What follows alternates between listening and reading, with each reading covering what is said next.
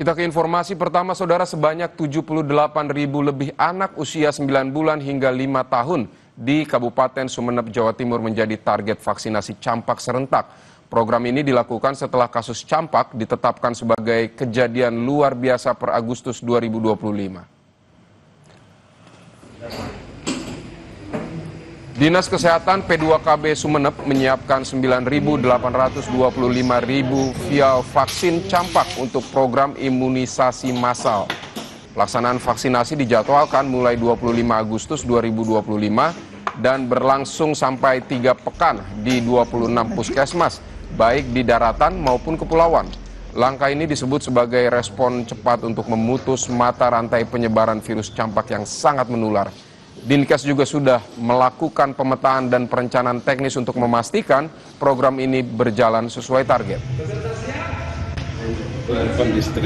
Pendistribusian vaksin kepada semua puskesmas teman-teman mengajukan surat permohonan untuk pengambilan vaksin sesuai dengan kebutuhan di masing-masing puskesmas. Jadi teman-teman puskesmas itu secara bergiliran sesuai dengan jadwal yang sudah mereka buat untuk pengambilan vaksin di kantor Dinas Kesehatan Kabupaten Sumeneb.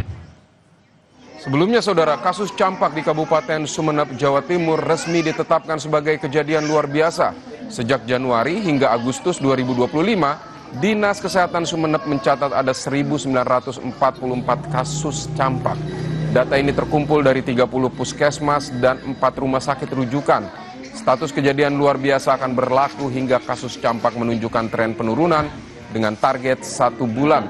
Selama KLB, upaya penanggulangan dilakukan melalui imunisasi massal dengan melibatkan seluruh puskesmas serta dukungan lintas sektor.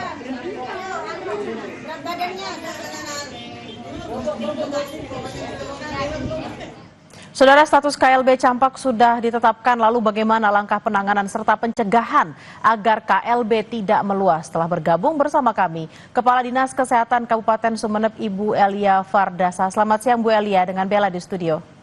Selamat siang Mbak Bella. Ya Bu Elia, sepanjang 2025 tercatat ada 12 anak yang meninggal dunia karena kasus campak. Sebenarnya apa yang menyebabkan lonjakan kasus ini terjadi dan hingga mencapai lebih dari 1000-an kasus, Bu?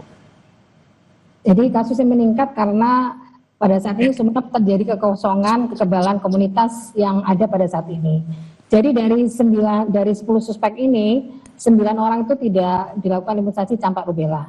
Dan dari 12 kasus yang meninggal kemarin, semuanya tidak mendapat imunisasi. Selain itu disebabkan oleh penyakit campak ini transmisinya sangat cepat. Jadi penularannya cepat pada masyarakat sehingga pada populasi yang tidak mempunyai kekebalan yang optimal, maka campak ini dapat menularkan dari 1 orang ke 12 atau 18 orang lainnya. Jadi sangat cepat sekali penyebarannya. Ya, Bu Elia, apakah memang untuk kasus-kasus ini memang anak-anak tersebut tidak ada seperti datanya, karena kan anak-anak biasanya kan ada buku khusus yang untuk 1 tahun pertama mereka wajib untuk mengisi apa saja yang sudah diimunisasi. Apakah anak-anak tersebut memang tidak ada data buku tersebut, Bu? Kalau data kami sudah ada, cuma memang dari beberapa kasus ini karena mereka enggan untuk dilakukan imunisasi. Jadi kami sudah melakukan pendekatan bagaimana nanti pada saat nanti kita pelaksanakan imunisasi massal ini, kita bisa mengajak untuk masyarakat untuk bisa ikut dilakukan imunisasi ini. Lalu Bu, yang jadi alasan utama yang mendasari penetapan KLB campak di Sumeneb ini apa? Jadi karena dari kasus ini, dari 22 puskesmas itu terjadi kejadian terus-menerus. Dan juga peningkatan kasus yang mencapai sampai detik ini kurang lebih 1.944 kasus dengan kejadian meninggal sebanyak 12 anak. Itu menjadi alasan kami untuk menetapkan status KLB di Kabupaten Sumeneb. Lalu untuk rencana imunisasi massal dari tanggal 25 Agustus, persiapannya seperti apa, Bu? Termasuk juga ketersediaan vaksin dan jumlah tenaga medis yang akan melakukan vaksinasi. Karena tadi Ibu sempat mengatakan kalau sebelumnya memang ketersediaan vaksinnya yang tidak ada sehingga menyebabkan kasus ini melonjak. Pada saat ini vaksin sudah kita penuhi, Mbak Bella. Jadi saat ini kita akan melakukan imunisasi massal dan harapannya target 90% ini bisa tercapai pada anak usia 9 bulan sampai 7 tahun. idealnya ORI ini dilaksanakan sesuai ketentuan selama 2 minggu, yaitu kita akan mulainya nanti startnya tanggal 25 Agustus sampai 6 September, kemudian kita akan melakukan sweeping yang akan dimulai tanggal 8 sampai 13 September ini. Untuk kesediaan vaksinnya kami sudah terpenuhi, sekarang ini sudah ada dan sudah diambil oleh puskesmas yang akan melaksanakan. Oke, Bu Elia, ini yang agak-agak sedikit rumit nih, memastikan semua anak mendapatkan vaksin, karena kadang-kadang kan ada juga orang tua yang nggak mau anaknya divaksin takut panas gitu. Memastikan anak ini, terutama yang jadi target ini, semuanya divaksinasi, seperti apa Bu? Jadi memang ini strategi edukasi yang sangat kita perlukan, ya. Jadi memang kemarin itu kita sudah mengumpulkan semua linsek untuk meyakinkan kesiapannya mendukung kegiatan ini. Jadi nanti puskesmas melalui kecamatan dan desa-desa akan turun langsung memantau, kita melibatkan PKK, Bapak Camat untuk turun langsung memantau kegiatan ini dan memastikan apabila tidak tercapai 90% kita akan melakukan sweeping. Dan itu pastinya akan ditindaklanjuti oleh semuanya nanti. Semuanya pihak kita pasti mendukung kegiatan ini, Mbak Bella.